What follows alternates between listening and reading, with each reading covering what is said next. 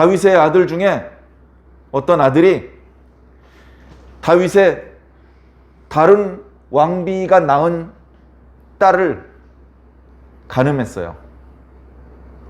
다윗이 간음했던 것처럼 억지로 강제로 간음을 했습니다. 그런데 그 여자아이에게는 오빠가 있었어요. 이름이 압살롬입니다. 자기 동생을 간음을 해서 그의 인생을 완전히 망가뜨려 버린 사람을 죽여버렸어요. 다윗이 했던 것처럼 살인을 저질렀습니다. 간음하는 범죄와 살인하는 범죄는 그래 네가 반성을 하고 있으니 용서해 주마 해서 없어지는 게 아니고 다윗의 가문에 가족들끼리 서로 죽이고 간음을 하는 그런 일들로 계속 확장되었습니다. 그 성경을 뭘 말합니까? 이래도 간음할래? 이래도 살인할래? 라고 말씀하시는 겁니다. 오늘 우리가 읽고 있는 제사의 규례도 마찬가지입니다. 왜 이렇게 복잡합니까? 왜 이렇게 제사가 종류가 많습니까? 왜 이렇게 까탈스럽습니까? 왜 이렇게 번거롭습니까? 그렇게 생각할 수도 있겠죠. 이렇게 하라고 하신 의도를 100% 다 이해하는 사람이 없어요. 심지어 이 말씀을 하나님께 받아서 제사장들과 백성들한테 가르쳐주는 모세도 100% 이 말씀의 의도를 다 이해하는 것은 아닙니다. 100%는 아니란 말이죠. 그러나 최소한 모세는 하나님께 대하여 절대적이야. 하나님 완전히 믿을 수 있는 분이야. 하나님 완전히 선하신 분이야. 우리를 사랑하시는 분이야. 이거 좀 번거로워 보이긴 하네. 근데 이거 다 하나님께서 우리 좋으라고 주시는 걸 거야. 그런 확실한 믿음이 있었고 신뢰가 있었고 절대 복종하려는 마음이 있었어요. 그랬기 때문에 이 말씀이 어김없이 실천이 되었던 것입니다. 그러나 요즘 우리 마태복음 묵상하고 있죠? 예수님 시대에도 제사장도 있고요. 성전에서 봉사하는 사람들도 많이 있고 그런데 벌써 예수님 시대에는 처음에 제사의 규례를 주셨을 때 그 규례를 받았던 시대의 사람들하고는 그 마음의 진실성이 다릅니다. 뜨거움이 달라요. 그래서 이 말씀들은 우리가 똑같은 모양으로 제사를 드려야 되는 것은 아니지만 이 말씀을 우리가 읽을 필요가 있습니다. 오늘 레위기 몇 장 읽었죠? 7장 읽었습니다. 자, 우리가 천국에 갈 텐데 우리가 천국에 가기 전에 레위기 7장을 언제 또 다시 읽어볼 수 있겠습니까? 그러기 어렵겠죠. 오늘 어떻게 보면 하나님 나라 가기 전에 마지막 기회일 수도 있으니 한번 말씀을 잘 살펴보시기를 부탁을 드립니다. 자, 레위기 1장부터 제사의 규례에 대해서 말씀해주고 있어요. 이 제사의 규례는 당연히 성막이 다 건축된 다음에 주셨어요. 그리고 이제 성막을 다 지었으니 짐을 싸고 이제 가나안 땅으로 가자. 그래서 가나안 땅으로 이동하기 전에 그러니까 그 사이의 기간이 대충 30-40일 정도 기간이 있습니다. 그 기간 중에 하나님께서 모세를 통해서 주셨던 말씀이죠. 제일 먼저 주셨던 규례는 번제입니다. 그 다음에 두 번째로 주셨던 규례는 소제. 그 다음에 화목제. 그 다음에 속죄제. 속건제. 자, 이렇게 제사의 규례를 주셨어요. 1장, 2장, 3장, 4장부터 5장, 5장부터 6장에 걸쳐서 이제 이 계명을 주셨는데 지난 시간에도 말씀을 드렸지만 이렇게 1차적으로 계명을 주신 다음에 6장 8절부터 다시 번제의 규례를 보완하는 말씀을 주셔요. 소제의 규례를 보완하는 말씀을 주셔요. 속죄제의 규례를 보완하는 말씀을 주셔요. 그리고 오늘 7장에 속건제의 규례를 보완하는 말씀, 화목제의 규례를 보완하는 말씀을 주셔요. 보완한다기보다 앞에 1, 2, 3, 4, 5, 6장에는 이 제사를 드리는 사람, 헌제자라고 그러죠. 제사를 하나님 앞에 드리는 사람, 그 사람의 입장에서 설명을 해주고 있어요. 이런 제사가 있다. 이런 경우에 이런 제사를 드려야 된다. 이런 경우에 이런 제물을 준비해야 되고 그것을 끌고 가면 이런 순서대로 제사가 진행될 것이다. 그러면 네가 복을 받을 것이고 그러면 네가 용서를 받을 것이다. 이런 제사의 규례를 먼저 주셨어요. 그리고 뒷부분에는 제사장의 관점에서 제사장은 사람들이 끌고 오면 이렇게 제사를 인도해 주어야 된다. 그리고 그 제사에서 나오는 부산물에 대한 말씀을 주셔요. 오늘 이제 그 제사의 부산물들을 어떻게 처리할 것인지에 대해서 말씀하고 있습니다. 그거를 오늘 한번 살펴보고 싶어요. 자, 저는 이렇게 좀 알아보기 쉽게 마치 표를 그리는 것처럼 이렇게 이제 설명을 해보고 싶은데요. 이렇게 설명하는 것이 맞는 건지는 잘 모르겠어요. 자, 그러나 한번 해보겠습니다. 자, 제사를 드릴 때 하나님 앞에 제물을 가져오잖아요. 그죠? 소를 바칠 수도 있고, 염소도 있고, 양도 있고, 좀 경제적으로 어려우면 비둘기도 있고, 곡식도 있고, 여러 가지가 있죠? 자, 그냥 일반적으로 양이나 염소를 기준으로 한번 설명을 드려볼게요. 양이나 염소를. 자, 그러면, 자, 양이나 염소 좀 약한가? 자, 먼저, 자, 이걸 해볼까요? 자, 가죽이 있습니다. 재물이 있잖아요. 재물을 죽였어요. 그러면 그 재물에게서 나오는 뭐가 있어요? 가죽이 있죠, 가죽. 피부터 할까? 자, 피. 자, 이 피는 어떻게 처리를 하느냐? 여기 번제를 드릴 때는요, 제단에다 뿌립니다. 제단, 번제단. 그 다음에 소제는 곡식이니까 피가 없죠? 화목제는요, 제단에다 뿌립니다. 속죄제는요, 조금 더 오른쪽으로. 속죄제는 역시 제단에다 뿌리고요. 경우에 따라서 성소에 뿌릴 때도 있습니다. 성소 안에 들어가서 거기에 있는 금향단의 네 뿔에다가 피를 바르고, 그리고 성소로 들어가는 입구에 문 역할을 하는 그 장에다가 피를 7번 뿌리기도 합니다. 자, 그리고 속건제는 이제 성소로 들어가지는 않고 역시 제단에다 뿌립니다. 제단에다. 자, 그리고 이제 짐승을 처음에 잡아서 피가 나오는 것을 받아서 이렇게 하는 거거든요. 그래서 제사의 종류는 좀 다릅니다. 뭐 곡식은 피가 안 나오니까 그건 예외라고 치고, 이것만 독립적으로 소제를 하나님 앞에 드릴 때도 있지만, 훨씬 더 많은 경우 다른 제사와 함께 번제와 소제를 같이 드리고, 번제와 화목제를 같이 드리고, 이렇게 함께 드릴 때가 많기 때문에 그냥 그렇게 이해하면 되겠습니다. 다시 말해서 모든 제사에는요, 피가 들어가는 거예요. 그래서 피는 속죄제, 죄를 용서하기 위해서, 죄를 지었으면 그 죄에 대해서 값을 치러야 되는데, 우리가 어떤 대가를 치불해야 되냐면 생명을 바쳐야 돼요. 죄를 지은 사람을 다 죽이면 이 세상에 인류가 멸종을 해버리겠죠. 그렇게 하면 안 되니까 사람이 가지고 있는 죄를 짐승에게 전가를 시키고, 그 짐승을 죽여서 피를 흘리게 하는 겁니다. 그래서 그 피를 제단에 쏟고, 또는 여러 가지 규례에 따라서 기물에 바르고 하는 방법을 통해서, 하나님, 우리의 죄를 용서해 주시옵소서. 이렇게 우리가 값을 치렀습니다. 우리를 좀 불쌍히 여겨 주시옵소서. 그렇게 하나님 앞에 용서를 구하면 하나님께서 그 사람의 진심과 정성을 보시고 제사장을 통해서 네 죄가 사하여졌느니라, 네 기도가 하나님 앞에 연락되었느니라, 이렇게 선언을 해 주시는 것이죠. 자, 그리고서 또 이제 어떤 게 있냐면, 이제 가죽이 있어요. 아까 처음에 하려는 것. 자, 짐승을 하나님 앞에 바치면 그 짐승을 바치는 과정에서 가죽이 나옵니다. 이 가죽을 이제 어떻게 처리를 할 것이냐? 가죽을요, 태우는 경우도 있어요. 가죽을 태우는 경우도 있어요. 자, 일단 번제를 드릴 때는요, 번제를 드릴 때 두 가지 경우가 있습니다. 상번제가 있고요, 그 다음에 자원하는 번제가 있습니다.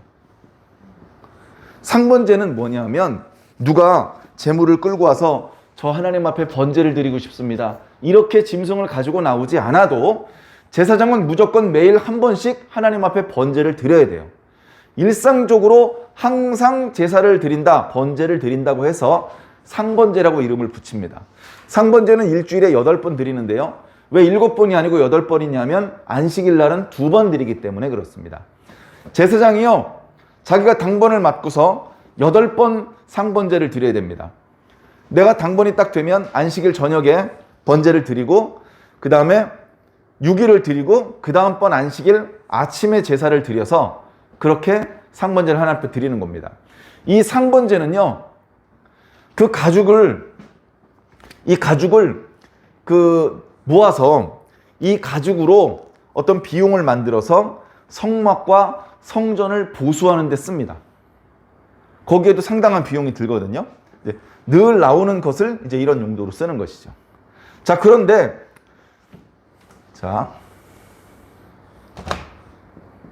성전 보수. 자, 그런데 그런 상번제가 아니고 어떤 사람이 짐승을 끌고 왔어요. 무슨 일로 어떤 제사를 드리고 싶으셔서 제물을 끌고 왔습니까? 저 하나님 앞에 번제 드리고 싶어요. 대표적으로 솔로몬이 일천번제, 일천희생으로 하나님 앞에 번제를 드렸잖아요. 이런 경우에 번제를 드립니다. 그러면 그럴 경우에 이 가죽은 그 제사를 인도한 제사장의 몫이 되는 거예요. 지금 오늘 말씀 여기저기 있는 구절에 있는 내용들을 다 이렇게 정리를 해서 설명을 드리는 겁니다. 자, 그리고 소재는 당연히 가죽이 없고요. 그 다음에 화목제의 가죽은요, 화목제의 가죽은 역시 제사장의 몫입니다. 화목제의 가죽은 제사장의 몫이 아니고 헌제자의 몫입니다. 헌제자. 그 제사를 드리러 짐승을 가지고 왔던 사람한테 가죽을 돌려주는 것이죠. 자, 그리고 속죄제와 속건제는 제사장의 몫입니다. 자, 그 다음에 고기가 있어요. 고기보다 기름을 먼저 할까? 자, 기름, 그리고 고기. 이렇게 한번 구별을 해보게요. 자, 기름이 있는데 이 기름은 번제의 경우, 잠깐만요. 이걸 좀 구분을 하려고 일부러 두 색으로 한 건데, 번제의 경우 이걸 태워요. 화제 태워요. 고기는 태워요. 그러니까 번제의 경우에는요, 기름을 따로 분리하는 작업을 하지 않아요. 그렇죠? 어차피 태울 거니까. 고기도 싹 다 태울 거예요. 다 번제, 태울 번자 다 태워서 연기로 하나님 앞에 다 드리는 것이죠. 자, 여기는 고기하고 없네요. 기름하고 피가, 고기가. 자, 화목제의 경우는 어떻게 하냐면은, 화목제는 기름은 화제로 하나님 앞에 드려요. 기름은 화제로 드려야 돼. 기름을 화제로 드리는 방법. 기름은 제가 기름이라고 표현을 했지만 기름도 있고, 기름이 많이 껴있는 콩팥이라든가 꼬리뼈라든가 그런 내장들 있잖아요. 그걸 다 묶어서 기름이라고 부른 거예요. 그거는 절대 먹으면 안 돼요. 그거는 번제단 위에서 태워야 돼요. 근데 우리가 그 모습을 이렇게 징그러우니까 자주 보는 건 아니겠지만 뭔가 물컹물컹하고 불이 금방 붙을 것 같지 않죠? 불이 잘 붙는 건 어떤 거예요? 지푸라기라든가 나무 토막 이런 게 불이 잘 붙겠죠. 그것도 바짝 마른 거. 그런데 이건 기름으로 흥건하게 젖어 있고 불이 안 타요. 그런 건 어떻게 하냐면은 상번제 번제물이 제단에 항상 있어. 상번제는 하나님 앞에 번제를 드리면 장작을 펼쳐놓고 그 위에 짐승을 올려놓잖아요. 그러면 그 짐승이 타잖아요. 그럼 제사장이 이렇게 다 탔나?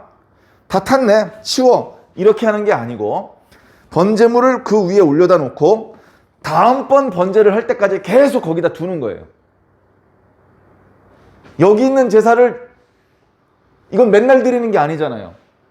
그런데 어느 날 예를 들면 화목제 제사를 드려야 되는데 드리다가 기름을 걷어내서 이거를 태워야 되는데 제단 위에 올라가 보니까 그날 아침에 번제 드렸던 짐승이 아직 타고 있어. 그 위에 올려놓는 것이죠. 그래서 같이 태우는 겁니다. 제가 아마 그랬을 것 같다고 짐작하는 게 아니고요. 성경에 정확히 그렇게 표현되고 있어요. 그래서 그렇게 말씀을 드리는 겁니다. 자, 오늘 이제 화목제 규례 이제 뒷부분에 나오니까 자, 좀 이렇게 하면 많이 가렵니까? 자, 이 화목제는 이 뒤에 이제 고기를 처리하는 게 좀 복잡해요. 마지막에 설명을 드릴게요. 자, 속죄제와 속건제 역시 기름은 먹으면 안 됩니다. 화제, 불로 태워서 하나님 앞에 바칩니다. 향기로운 제물이라고 그랬죠? 역시 화제. 자, 그리고 공통점이 피는 전부 다 제단에 뿌려요. 제단에 뿌려. 물론 레위기에는 안 남아있지만 유대인들의 전승이 있죠. 그것들이 이제 기록된 게 있어요. 탈무드라든가 뭐 여러 가지 그런 것을 연구를 한 사람들의 말에 의하면 제단에 빨간색 실을 둘러놨대요. 빨간색 실.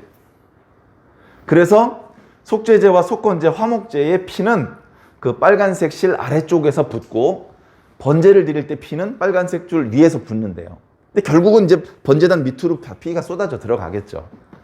자, 이제 그렇게 피는 제단에 드리는 것이고 기름은 제단 위에서 다 불태워서 하나님 앞에 드리는 거예요. 그죠? 자, 그 다음에 속건제의 경우, 오늘 말씀이 이제 속건제잖아요. 속건제의 고기는요, 여기서 벌이라고 한 것, 피는 제단에 쏟고 기름은 제단 위에서 태우고 그 나머지 고기에 해당되는 부분, 고기. 이걸 이제 고기라고 말하니까 조금 경관성이 좀 떨어지는데 오늘 말씀에는 그 제물이라고 표현되어 있어요. 제물. 자, 한번 읽어봅시다.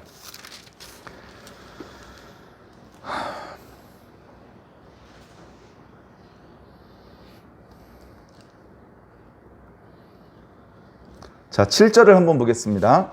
속죄제와 속건제는 규례가 같으니 그 제물은, 이 제물이 뭐냐면 고기를 말하는 거예요. 그 제물은 속죄하는 제사장에게 돌아갈 것이요. 자, 여기 속죄제나 속건제 드리죠? 예, 뭐 염소나 양 같은 걸로 드립니다. 그러면 거기서 이렇게 피를 쏟고 또 태워야 되는 부분을 제외한 우리가 먹을 수 있는 그 고기의 부분이 있죠? 그건 안 태워요. 안 태우고 누구에게 주냐 하면 제사장에게 주는 거예요. 어떤 제사장? 그 제사를 인도했던 제사장. 제사장이 한두 명이 아니겠죠. 대제사장은 한 명이겠지. 그런데 대제사장이 모든 제사를 다 인도하는 게 아니고 제사장 밑에는 많은 또 제사장들이 있어요. 그러면 그 제사장들이 순서대로 예배를 인도하는 거야. 솔로몬 시대 때, 다윗 시대 때는요, 그 제사장들을 24개 반차로 나누었어요.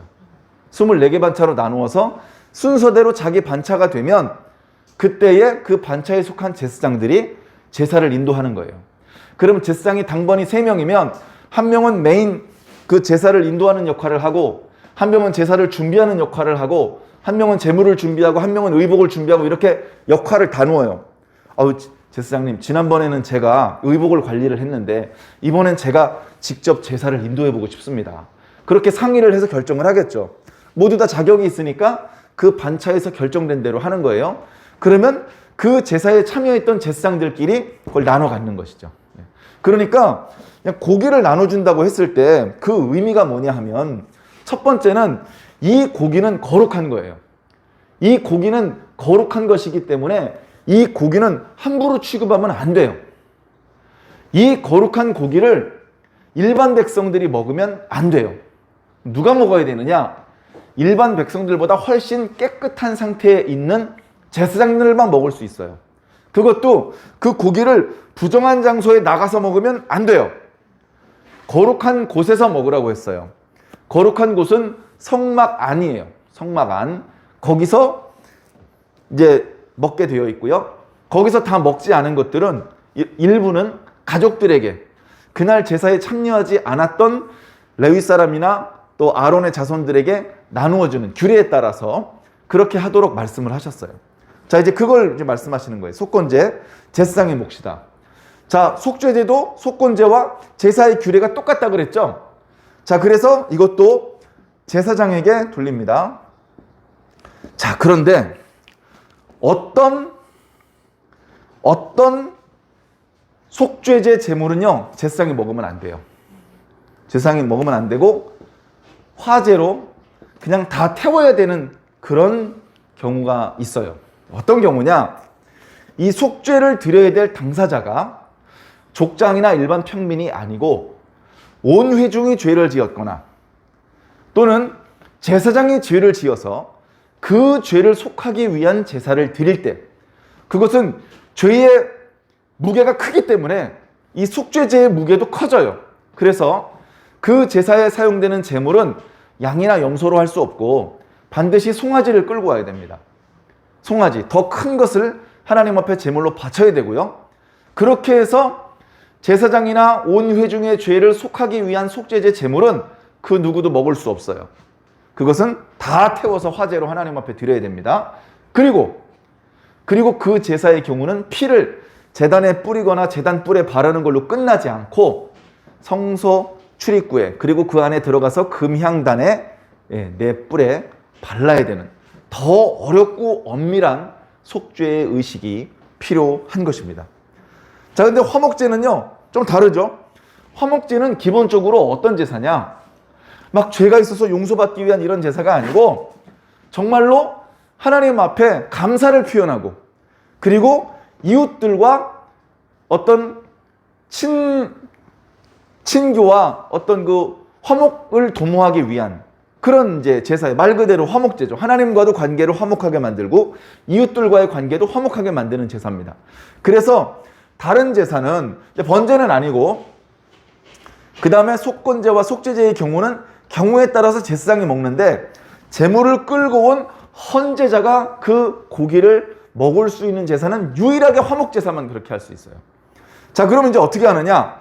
화목제사도 피는 제단에 쏟고요. 기름은 절대 그 누구도 먹을 수 없어요. 아, 난 제사장인데? 제사장도 안 돼요. 제사장이 이거 먹었다가는 속죄제 속 끌고 와야 돼요. 자, 그래서 기름은 먹을 수가 없고 고기를 먹는데 어떻게 할 거냐면은 먼저 가슴 부위가 있습니다.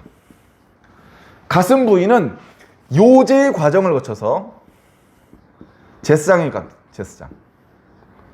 전에 제가 요제를 설명드리면서 좌우로 흔든다고 설명드렸는데 그것보다는 앞뒤로 흔드는 게 맞는 것 같아요. 원어적인 의미를 살펴보면.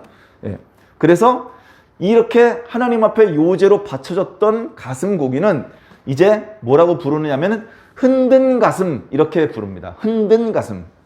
자, 그 다음에 뒷다리 중에서 오른 뒷다리가 있어요.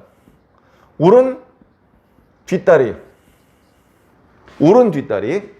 그러니까 여러분 통닭을 먹을 때 치킨 다리 하나 딱 뜯은 것 같은 거죠. 근데 양이나 염소의 오른 뒷다리니까 치킨하고는 비교도 안 되게 더 크겠네요. 그죠? 우리가 뭐 집에서 쓰는 빗자루 그만하게 이제 큰 건데, 이건 거제로 드립니다. 거제로 드린다는 건 이렇게 잡고 높이 번쩍 들었다가 내려놓는 거예요. 이게 거제예요. 그래서 거제로 하나님 앞에 바쳐졌던 오른 뒷다리는 뭐라고 말하냐면 든 뒷다리라고 말합니다. 든 뒷다리. 제가 지어낸 말인지 정말로 그러한지 한번 찾아보겠습니다.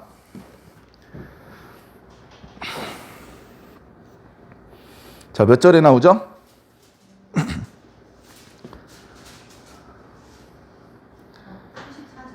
34절에 내가 이스라엘 자손의 화목제물 중에 그 흔든 가슴과 든 뒷다리.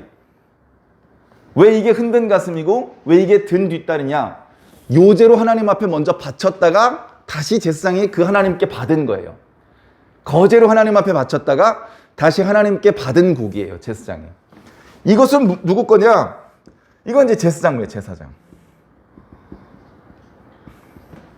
자, 그런데 짐승을 가져와서 제사장에게 준 가슴 부위하고 오른쪽 뒷다리만 먹을 거고 나머지 먹을 게 없느냐? 제사장한테는 조금만 주는 거예요. 조금만. 그리고 더 많은 먹을 수 있는 부위가 훨씬 더 많이 있어. 오른쪽 앞다리, 왼쪽 앞다리, 왼쪽 뒷다리, 배, 등, 여기저기 살점이 많이 붙어있는 다른 부위들이 많이 있어요. 그건 누굴 주느냐? 자, 나머지는 헌제자에게 줍니다. 헌제자. 자, 뭐 좀 오늘 말씀이 재미가 좀 없이 이렇게 진행이 되는데, 우선 성경에서 말씀하고 있는 내용을 정확히 우리가 이해하기 위해서 정리를 해본 거니까 좀 너그러운 마음으로 이해를 해주시기 바랍니다. 자, 나머지는 이제 헌제자가 주는 거예요. 그러면 자, 수양을 끌고 와서 화목제물을 바쳤는데, 그래서 피도 쏟고 기름도 태우고 제사장의 묵도 다 들여가지고 가져갔어요. 그리고 그 나머지를 나 혼자 먹나? 나 혼자? 이게 하나님께서 원하시는 게 아니라는 거예요. 야, 너 그거 먹고 뭐 돼지 되려고 그러냐? 그러니까 보통 화목제를 드릴 때는 그냥 나 혼자 조용히 나 혼자 고기 먹어야 되는데 누가 소문나서 내 고기 나눠달라 그러면 안 되는데 나 혼자 다 먹을 건데 아이고 양도 조금만 해서 먹을 것도 얼마 없겠네. 나 혼자 다 먹어야지. 이러고 오면 그런 화목제사는 하나님께서 기뻐하시는 화목제사가 아니에요. 항상 내가 대표자지만 함께 이 화목제사를 드리는 사람들과 같이 제사를 드려야 되는 거예요. 제사는 다 함께 드리는 거예요. 화목제사는.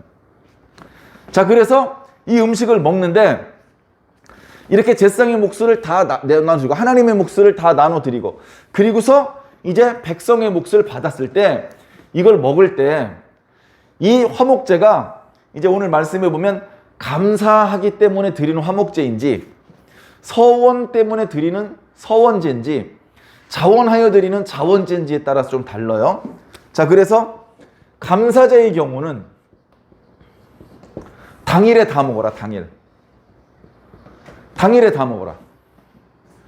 아유, 오늘 제사 마치고 나니까 벌써 해가 저물었고 고기가 많이 남았는데 내일까지는 신선하게 보관할 수 있을 것 같은데 내일 마저 먹겠습니다. 안 돼. 먹으면 안 돼.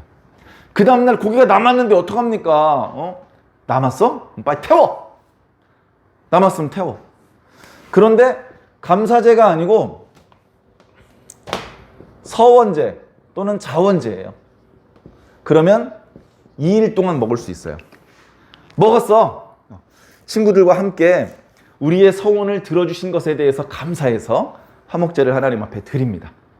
그리고 이것을 감사하고 축하하는 의미에서 우리 가족들, 우리 이웃들도 같이 왔습니다.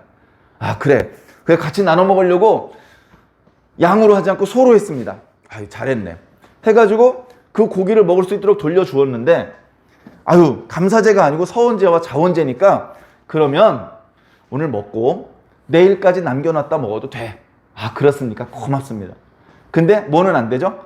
3일까지 남겨놨다가 먹는 건 안 됩니다. 3일까지. 이거 남았는데 아까운데 어떡하지? 정말 아까우면 지나가는 거지라도 초대를 해서 같이 식사를 해. 모르는 사람이라도 불러서 같이 그 즐거움을 나누고 같이 하나님께 감사와 찬양을 올리도록 해. 그게 아까우면 태워 없애버려. 자, 만약에 그 계명을 어기고 감사제인데 두 번째 날 고기를 먹었어요. 또는 서원제이거나 자원제인데 세 번째 날 그 고기를 먹었어요. 그러면 하나님께서 기뻐하지 않는다.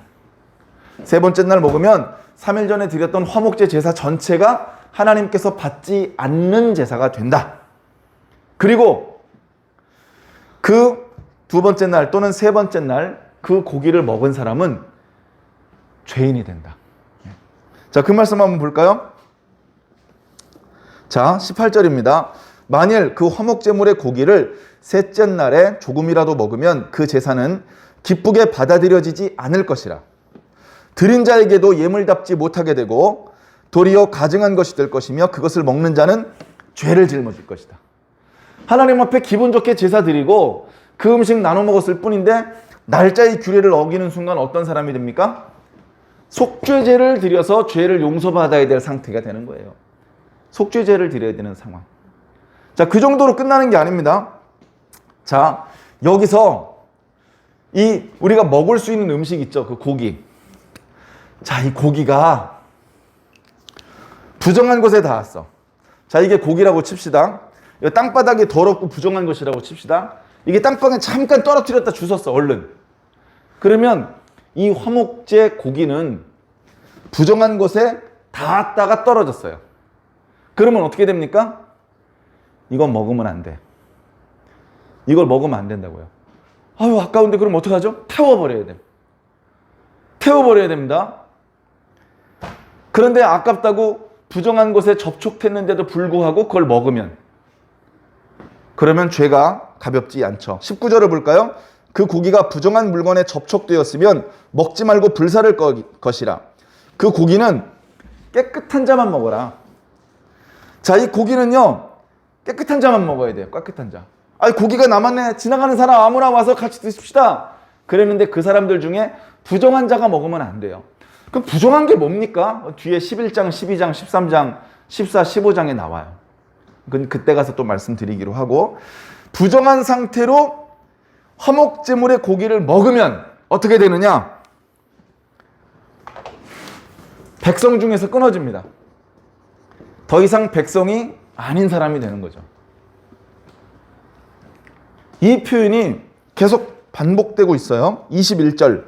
만일 누구든지 부정한 것, 곧 사람의 부정이나 부정한 짐승이나 부정하고 가증한 무슨 물건을 만지고 여호와께 속한 화목 제물의 고기를 먹으면 그 사람도 자기 백성 중에서 끊어질 것이다. 20절. 만일 몸이 부정한 자가 여호와께 속한 화목 제물의 고기를 먹으면 그 사람은 자기 백성 중에서 끊어질 것이다. 백성 중에서 끊어지면 이제 그 사람 백성이 아닙니다. 백성이 아니면 하나님의 보호를 받을 수 없습니다. 백성이 아니면 하나님을 부를 수 없습니다. 하나님께 기도할 수 없습니다. 하나님의 보호와 공급을 받을 수 없습니다. 하나님의 백성으로서 누릴 수 있는 모든 권세가, 모든 권리가 다 끊어져 버리는 것이죠. 이해하기 쉽게 말씀드리면 죽은 것입니다. 죽은 것이에요. 여러분, 우리가 이런 지경에 떨어지면 안 됩니다. 이거 뭐야 이거? 지금 내가 부정한 상태로 화목제물 고기 먹은 거야? 그걸 모르고 먹을 수 있나요? 자기가 부정한 거를 자기가 알아요. 자기가 부정한 상태이라는 걸 자기가 안다고요. 알고서 먹지 말라고 한 걸 먹은 거예요. 그러니까 이건 나도 모르게 의도치 않게 범죄한 게 아니고요. 고의적으로 죄를 지은 거예요. 이렇게 죄를 지은 사람들, 백성 중에서 끊어지는 사람들은 속죄제사로 용서받을 방법이 없어요. 이 속죄제사, 죄를 용서받을 수 있는 제사는 의도하지 않게 실수로 저지른 죄를 용서받는 죄예요. 의도적으로 범죄를 저지르려고 자기가 부정한 걸 알고 있으면서도 화목제 제물을 먹고 이런 죄는 용서할 수 있는 제사가 없습니다. 두려운 거예요. 자, 백성 중에서 끊어지는 경우가 이것 말고도 또 있습니다. 피를 먹지 말라 그랬어요. 피를 만약에 먹으면 백성 중에서 끊어집니다. 기름을 먹지 말라고 말씀하셨어요. 그런데 먹었어, 말 안 듣고. 그럼 백성 중에서 끊어집니다. 피는요, 제사 드릴 때 제단에 쏟는 것 이외에요, 다른 용도로 쓸 일이 없어요. 근데 기름은 다른 용도로 쓸 일이 있어요. 뭐 이렇게 태울 때도 쓰고요, 불을 밝힐 때도 씁니다. 다른 용도로 쓰는 건 괜찮다. 그러나 너희들이 먹는 것은 용서할 수 없다. 먹으면 어떻게 됩니까? 자, 25절. 사람이 여호와께 화제로 드리는 제물의 기름을 먹으면 그 먹는 자는 자기 백성 중에서 끊어지리라. 27절. 무슨 피든지 먹는 사람이 있으면 그 사람은 다 자기 백성 중에서 끊어지리라. 자, 오늘날 어떻습니까? 오늘날은요, 심심치 않게 피를 먹습니다. 우리 한국 사람들의 음식 문화에는 피를 먹는 경우가 많이 있습니다. 기름은요? 기름 더 많이 있죠? 더 많이 있어요. 자, 그러면 우리가 기름을 먹었어요. 피를 먹어서 우리 백성 중에서 끊어지는 겁니까? 이거는 그렇게 액면 그대로 생각할 수 없어요. 기름을 먹지 말라고 하신 의도가 있고 피를 먹지 말라고 말씀하신 의도가 있는 거예요. 그 의도를 헤아려야 됩니다. 그 의도는 다름 아닌 예수 그리스도를 통해서 이 모든 제사의 규례를 만족하게 하시는 그 의미를 기억하라는 뜻에 있는 거예요. 피는 생명이다. 그리고요, 실제로 과학자들이 피는 먹지 않는 게 건강에 좋다는 것을 증명해냈어요. 자, 짐승을 우리가 산채로 먹지 않잖아요. 죽여서 먹습니다. 죽여서 먹는데 유대인들처럼 유난스럽게 피를 다 제거하고 먹지 않고요. 약간 피를 뺐는데 그냥 먹습니다. 소고기 스테이크 먹을 때 이렇게 레어 별로 익히지 않게 조리를 하면요, 그걸 먹는 과정에서 육즙과 같은 피가 많이 나와요. 그걸 맛있다고 먹습니다. 그런데 짐승을 도살할 때 아무리 조심스럽게 해도요, 사실 조심스럽게 도살하지도 않죠. 막 도살을 해버리죠. 짐승이 극도의 두려움과 공포, 분노 가운데 죽습니다. 짐승이 극도의 두려움, 공포, 분노를 느낄 때 그 몸에서 그 분노를 일으키는 호르몬이 분비가 돼요.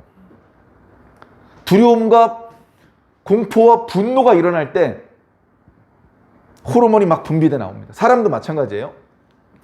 사람도 자주 화내고 자주 깜짝깜짝 놀래면요, 몸에서 건강에 안 좋은 호르몬이 자꾸 분비가 됩니다. 그게 너무 많이 반복이 되면 정신병부터 시작해서 소화도 안 되고 여기저기서 고장이 나기 시작합니다. 잠도 잘 못 자고 기억도 못 하고. 그런데 그렇게 건강에 좋지 않은 호르몬들이 피 속에 있는데 그 피를 제거하지 않고 그냥 먹잖아요. 그러면 그 호르몬의 나쁜 기운이 우리 사람들한테 그대로 다 오는 것이죠. 그 속에 들어있는 단백질과 지방의 영양분도 있지만 좋지 않은 것도 많이 먹게 되는 거예요. 자, 그래서 피를 먹지 말라. 그것을 건강의 측면에서도 그렇게 설명을 하기도 하는데 우리는 그보다 더 뛰어넘어서 예수 그리스도를 통해서 우리의 죄를 용서하시고 우리와의 관계를 회복하며 우리와 하나님 사이에 가로막았던 모든 담장을 허시는 그 놀라운 구속의 역사, 그런 것들을 기억하게 하기 위해서 피를 먹지 말라고 하셨구나. 근데 성경에 그렇게 쓰여 있진 않아요. 그러나 우리가 신구약 성경을 읽고 오랫동안 주님을 섬기며 말씀을 배우면서 간접적으로 깨닫는 것이고요. 아, 이게 이래서 이렇게 말씀하시는 거구나. 그런 것들을 이제 마음속으로 느낍니다. 오늘 자세히 설명드리진 않았는데요. 소재에 관해서도요, 규례가 다양합니다. 소재는 크게 세 가지가 있어요. 하나는 뭔가 그냥 곡식가루를 바치지 않고 뭔가 이것을 조리를 합니다. 조리를 하는 방법도 몇 가지 방법이 있어요. 과자를 만드는 방법이 있고요. 철판에다 붙이는 방법이 있고, 뭐 이렇게 그 오븐에다가, 화덕에다가 이제 굽는 방법도 있고, 그렇게 해서 바치는 소재물은요, 양이 많지 않아요. 그런 경우에는 하나님 앞에 하나씩 들어서 하나님 앞에 바칩니다. 바치고서 그 소재물은 제사장의 몫이 됩니다. 자, 그런데 그렇게 조리를 할 시간이 없어요. 그럼 그냥 곡식 가루를 하나님 앞에 바치거든요. 근데 곡식 가루를 바칠 때는 이만큼씩 바치지 않아요. 곡식 가루를 바칠 때는 쉽게 말하면 가마니로 바쳐요. 가마니로 바치는 그 많은 소재물, 고운 가루, 거기에 기름이 섞였을 뿐인 그 곡식 가루는 하나님 앞에 한 움큼 떠서 번제물 위에 태우고, 나머지 그 곡식 가루는 제사장이 가져가는데 그 양이 그날 제사를 인도한 제사장이 혼자 다 차지하기에는 양이 너무 많아. 양이 너무 많으니까 어떡합니까? 우리 아론 자손들 다 모이세요 해가지고 거기서 공평하게 분배를 하라는 거예요. 자, 그 다음에 그렇게 곡식을 이렇게 조리를 하거나 또는 그걸 고운 가루를 만들어서 기름에 섞지 않고 추수를 해서 그걸 말려서 그냥 바로 갖다 바칠 때가 있어요. 추수 때 그렇게 하겠죠? 자, 그렇게 바친 것은 어떻게 할 것이냐? 자, 그럼 몇 절에 나오죠?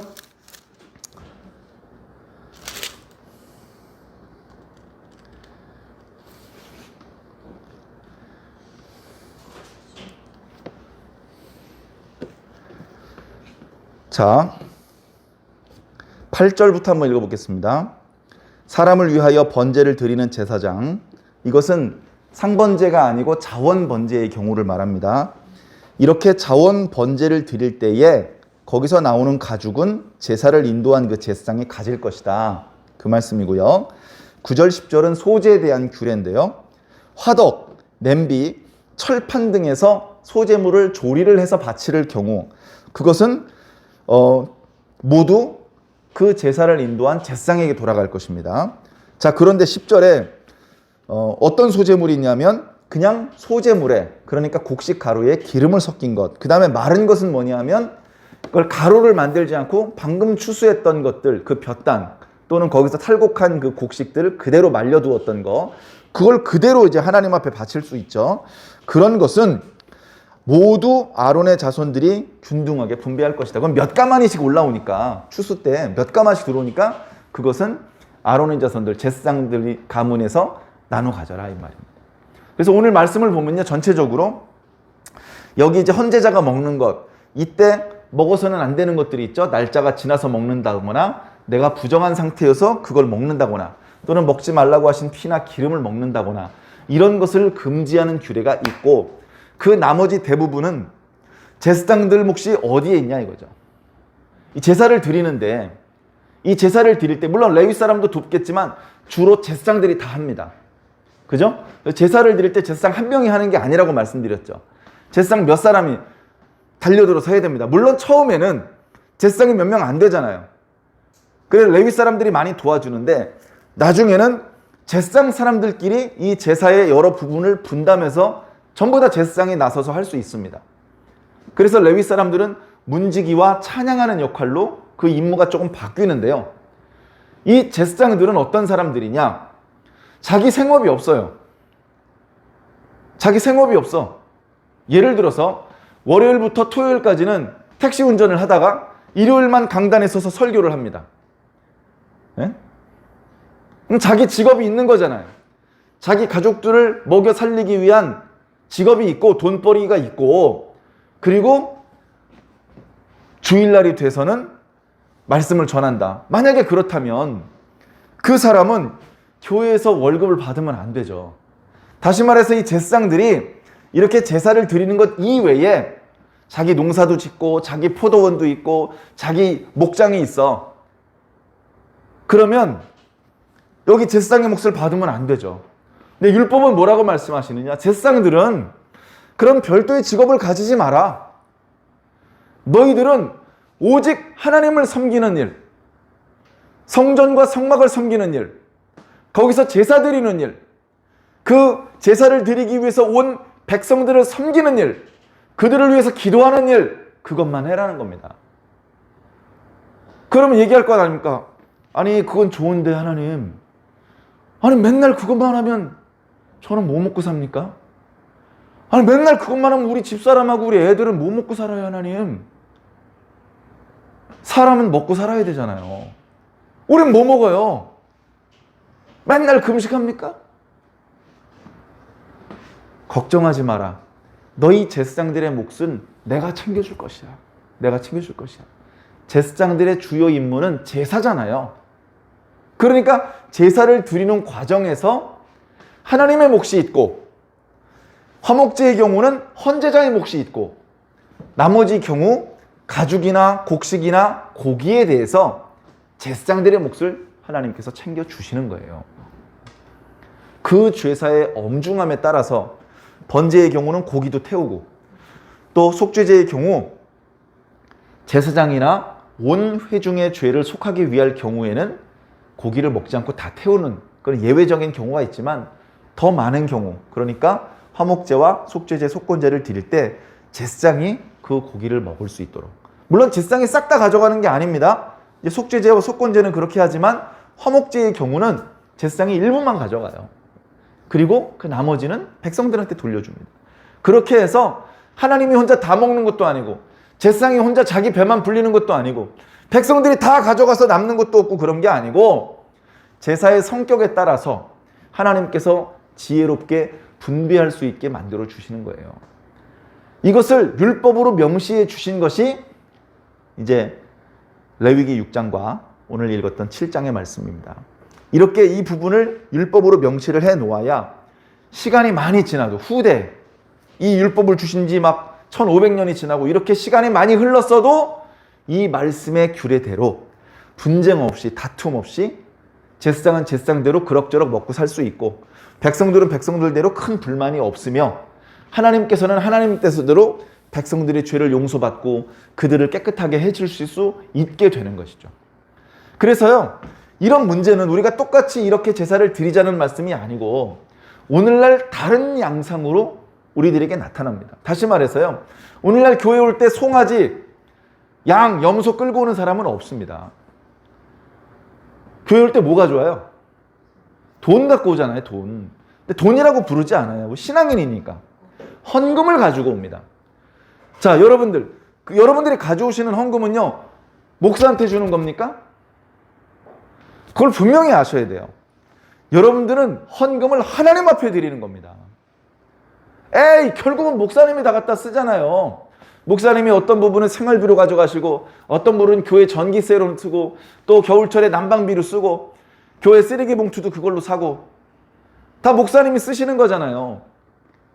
믿음이 없는 상태로 보면 그 말도 맞아요. 근데 믿음의 눈을 가지고 보면 어떻게 되는 겁니까? 여러분께서 하나님 앞에 바친다고 믿고 가져온 모든 헌금은, 모든 하나님께 바치는 것들은 먼저 하나님 앞에 올라갑니다. 그랬다가 다시 제가 받는 거예요. 왜? 하나님께서 필요한 건 돈이 아니에요. 하나님이 돈 제일 많습니다. 하나님께서 원하시는 것은 여러분들의 마음이에요. 왜? 네 물질이 있는 곳에 네 마음이 있다. 하나님 아니에요. 전 헌금을 1원 한 푼 하나님 앞에 바치지 않았지만 제 마음은 100% 하나님께 있어요. 거짓말하지 마라. 내가 사람을 만들었는데 사람이 어떤 존재인지 내가 모를 것 같니? 너희들의 마음은 재물에 있게 돼 있어. 너희들의 재물을 가지고 와라. 그러면 두 가지를 할 수가 있죠. 백성들의 마음이 하나님께 올라올 수 있고, 그리고 그렇게 해서 하나님 앞에 바쳐졌던 것들이 주의 일을 위해서 씁니다. 성전을 유지 보수하는 비용으로도 쓰고, 다른 직업이 없이 성전에서 제사 드리고 하나님과 백성들을 위해서 섬기기만 하는 제사장들의 생활비도 거기서 충당이 되고, 그렇게 이 제사가 중간에 끊어지지 않고 영원히 지속되도록 하는 거예요. 사실은요, 이렇게 뭐 고기를 몇 토막 제사장이 가져간 걸로요, 제사장들과 그 가족들의 생활비를 충당하기엔 터무니없이 부족합니다. 터무니없이 부족해요. 그래서 하나님께서 이스라엘 백성들에게 11조의 규례를 주셨어요. 11조. 모든 백성들은 11조를 바쳐야 돼요. 돈도 짐승도 곡식도 모든 자기가 얻은 소득의 10분의 1을 하나님 앞에 바쳐야 돼요. 근데 하나님은 안 보이잖아요. 그러니까 예루살렘 성전에 와서 제사장들한테 바치는 거예요. 그럼 제사장들은 레위 사람들한테 그 일을 위임을 합니다. 그럼 레위 사람들이 11조를 받으면 그 11조를 가지고 이제 가난한 사람도 구제하고 또 성전 유지 보수 비용으로 쓰고 레위 사람들의 생활비로 써요. 그런데 레위 사람들의 목 중에서 다시 10분의 1을 제사장들한테 주는 거예요. 그런데 이 11조의 규례를 이스라엘 백성들이 순종을 안 합니다. 벌써 여호수아가 죽으니까 11조의 규례부터 사람들이 어기기 시작을 해요. 하나님 앞에 11조를 안 바쳐요. 11조를 안 바치니까 어떻게 되냐면 레위 사람들이 가족들을 먹여 살릴 방법이 없어. 제사장들은 이렇게 고기 토막이라도 생기지 레위 사람들은 아무것도 안 생기잖아요. 그러니까 레위 사람들이 자기에게 지정된 성읍을 떠납니다. 왜? 그 성읍에 가만히 앉아 있어봤자 먹고 가족들을 먹일 게 생기질 않는 거예요. 그러니까 여기저기 돌아다니면서 갑자기 포도원을 일구기 시작을 합니다. 갑자기 양떼를 치기 시작합니다. 그럼 포도원을 일굴 때 그 포도원에서 소출이 발생돼서 가족들을 먹여 살리려면 거기에 전념을 해야 돼요. 다시 말해서 레위인으로서의 사명을 완전히 내려놔야 됩니다. 그리고 포도원을 위해서 양떼 녹장을 위해서 거기에 모든 시간과 정열을 거기다 쏟는 거예요. 그러면 하나님을 섬기는 일을 못하게 됩니다. 백성들이 기도할 일이 생겼고 백성들이 율법에 하나님의 뜻이 무엇인지 물어봐야 될 일이 생겼는데 백성들이 제물을 끌고 와서 하나님 앞에 제사를 드려야 될 일이 생겼는데 제사장이 양떼 목장에 가고 없어요. 제사를 드리고 싶은 사람이 있는데도 그 제사를 드릴 제사장이 없어. 밥벌이 하러 갔어. 그러면 이 제사 시스템이 다 꽝 되는 겁니다. 여러분, 제사가 끊어지면요, 다 끊어지는 겁니다. 이 제사를 존속시키기 위해서 하나님께서는 성막을 주셨고 제사장을 세워주셨고 제사의 규례를 허락해 주셨어요. 제사장이 있어야 되고요. 제사를 드릴 수 있는 장소와 기구들이 있어야 되고요. 어떻게 제사를 드려야 되는 규례가 있어야 됩니다. 이 세 가지가 다 있어야 제사가 드려지는 거예요. 근데 사람들이 제물도 안 가져오고 11조도 안 바치니까 제사장들과 레위인들이 생업전선으로 흩어질 수밖에 없어요. 성전이 빕니다. 성전 문짝이 부서져가지고 끽끽 소리가 나고 문이 제대로 닫히지도 않고 있는데 고치지도 않아요. 성전 마당에 있는 번제단의 불은 꺼트리지 말라 그랬는데 벌써 꺼져가지고 한 달째 차가운 냉골이야. 분향단에 아무도 향기름을 채우지 않고 떡상에 아무도 진설병을 올리지 않아요. 팔이 날리고 곰팡이 피었어요. 그런 상태에서 무슨 하나님의 복을 받습니까? 그러니까 그 모든 것의 출발점은 제사장들과 레위 사람이 게으른 게 문제가 아니고 백성들이 마땅히 드려야 될 제물을 바치고 마땅히 바쳐야 될 11조를 바쳐야 되는 것이죠.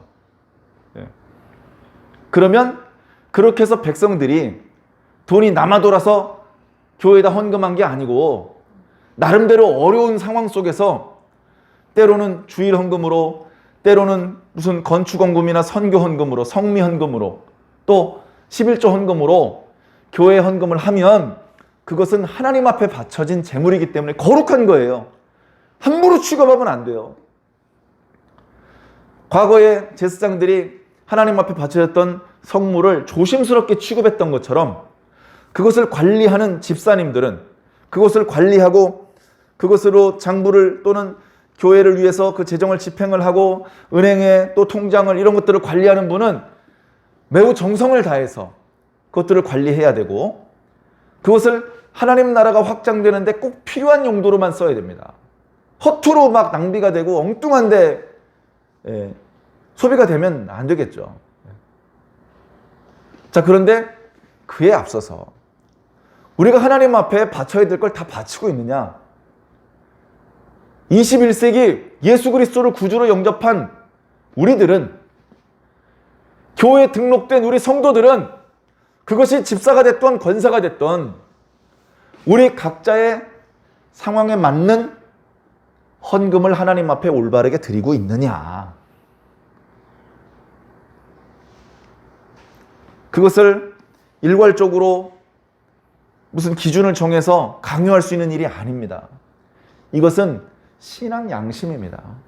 신앙 양심. 저도 과거에 주일학교, 중고등부, 청년부 생활을 하면서 하나님 앞에 단 한 번도 어김없이 11조로부터 시작해서 모든 헌금을 정확하게 드렸느냐? 아니요. 저도 온전하지 못한 부분이 있었을 겁니다. 많이 있었습니다. 제가 하나님 앞에 온전히 드리지 못한 부분은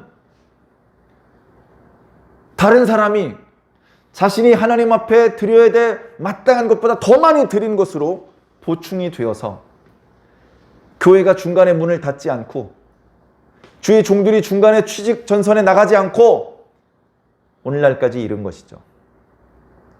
사도 바울이 자기 밥벌이 걱정하지 않고 목숨을 걸고 수만 킬로를 걸어 다니면서 복음을 전할 수 있었던 것은 그 이름을 다 거론할 수 없는 수없이 많은 사람들의 기도와 물질적인 후원이 있었기 때문에 가능한 것입니다. 그럼에도 불구하고 그것이 충분하지 못해서 굶는 날도 엄청나게 많았을 겁니다. 예수님도 굶으셨는데 뭐 하면서 참으면서 주님께서 부탁하신 사명들을 감당하는데요. 우리 주변의 주의 종들을 그렇게 굶겨가면서 일하게 하지 않으시기를 부탁드립니다. 백성들을 위해서 눈물로 기도하고 그들에게 하나님의 뜻을 더 많이 전달해 주기 위해서 애를 쓰는 그런 주의 종들이 배에서 꼬르륵 소리 나게 하지 않으시기를 바랍니다. 비만 뚱땡이가 되게 할 필요는 없지만 그래도 최소한의 생활이 되어서 생활에 마음이 빼앗기지 않고 하나님을 위해서 성도들을 위해서 섬기는 일에 올인할 수 있도록 여러분들이 그렇게 해주시길 바랍니다. 우리 교회 성도들을 향해서 드리는 말씀이 아닙니다. 어쩌면 영상으로 이 말씀을 듣고 계실 다른 교회를 섬기고 있는 또 다른 성도님들도 마찬가지입니다. 우리가 어느 곳에서 주님을 섬기고 있든지 우리가 해야 될 몫이 있습니다. 목회자가 불쌍해서 조금 손에 얼마 집어주고 이런 개념이 아니고요. 우리가 하나님 앞에 받은 은혜에 대해서 그것을 감사하고 거기에 합당한 보답을 한다면 교회와 주의 종들이 궁핍해지지 않겠죠. 여러분, 하나님께 받은 은혜가 없어서 안 바치는 건 아니잖아요. 하나님께서 여러분들에게 대하여 불성실해서 그래서 안 바치는 건 아니잖아요. 이 부분에 대해서는 제가 더 구체적으로, 직접적으로 말씀드리기가 어렵습니다. 여러분들이 안 하셔도 하나님께서 다른 방법으로 저의 필요를 채워주세요. 저는 죽지 않아요. 저는 하나님께서 저를 책임지신다는 걸 분명히 믿어요. 수도 없이 많이 체험했어요. 근데 안타까운 건 뭐냐면 여러분들이 복을 못 받아요. 여러분들이 해야 되는 일을 다른 사람을 통해서 해서 그 다른 사람이 복을 받아요. 저는 여러분들도 복을 받았으면 좋겠어요. 하나님께서 복을 주실 때는 째째하게 이게 복인가 뭔가 긴가민가하게 주지 않고요. 표신하게 티나게 그렇게 복을 주실 것입니다. 그런 복을 자주 경험하시고 날마다 기쁨과 감사의 찬송을 하나님 앞에 올려드릴 수 있는 저와 여러분들이 꼭 되기를 예수님 이름으로 간절히 축원합니다. 아멘.